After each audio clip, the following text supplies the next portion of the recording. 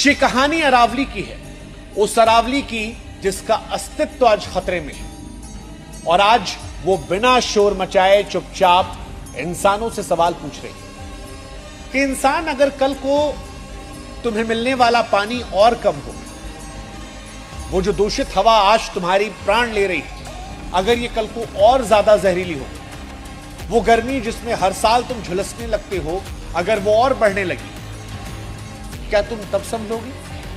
क्या तुम्हें तब याद आएगा कि एक पहाड़ी थी जो ये सब संभाल रही थी?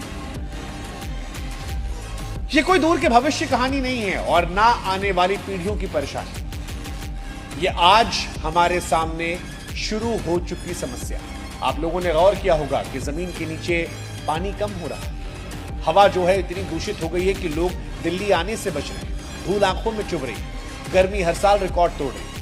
और इन सब के बीच से बचाने वाली अरावली जो जमीन पर आज खड़ी है, लेकिन अब उसकी कागज में पहचान को छोटा किया जा रहा है। और इसीलिए आज अरावली के दर्द को समझना जरूरी है। अरावली के मसले में आपका सहयोग करना जरूरी है, क्योंकि यह कहानी सिर्फ पहाड़ों की नहीं है, यह हमारे पानी, हवा, हमारे जानवरों, हमारे खेतों, हमारे शहरों की कहानी बन जाती है।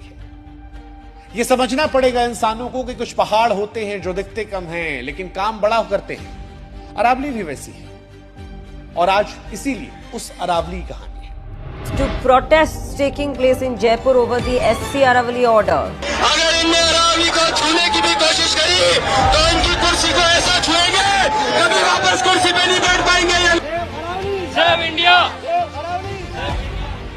अरावली आज इसलिए चर्चा में नहीं है क्योंकि अरावली का कोई एक पहाड़ था जो काट दिया गया, कहीं एक जगह खनन करके फार्म हाउस बना दिया गया। इस बार सवाल जो है वो सीधे सीधे इस बात पर आ गया है कि अरावली किसे माने और किसे नहीं। हाल के दिनों में सुप्रीम कोर्ट में अरावली को लेकर कुछ बातें आई, कुछ फैसले सामने आए, जिसने लोगों को सोचने पर मजबूर कर दिया कि अगर कानून की नजर में अरावली को छोटा कर दिया गया तो फिर क्या उसे बचाने वाले नियम अपने आप कमजोर नहीं हो जाएंगे? और इसीलिए आज लोगों को यह डर नहीं है कि कल सुबह जब हम उठेंगे तो अरावली के पहाड़ गायब हो जाएंगे। डर इस बात का है कि सुरक्षा जो अरावली को अब तक मिली हुई थी, क्या वो चुपचाप हटाई जा रही है? और यही डर आज सोशल मीडिया से लेकर अदालतों तक सेव अरावली की आवाज बनकर लोगों के जरिए निकल रहा है। यही वजह है कि आज देश में कई लोग ऐसे हैं जो ये कह रहे हैं कि क्या हमारे देश में पहाड़ों को भी बेचने के लिए रास्ता खोला जा रहा है?